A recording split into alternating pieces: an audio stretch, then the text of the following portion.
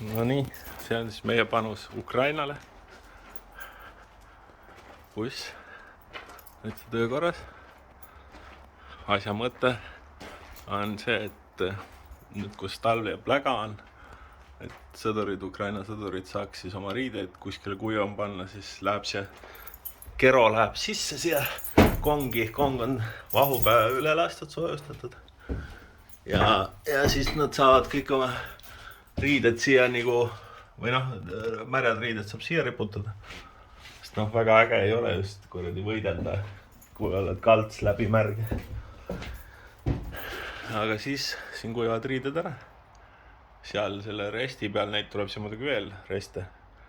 Terve hunnik. Seal on jalanõud hakkad olemas.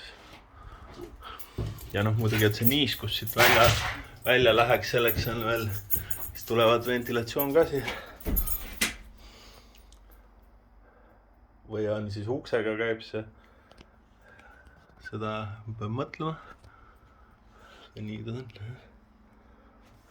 Neid reste tuleb see vaja.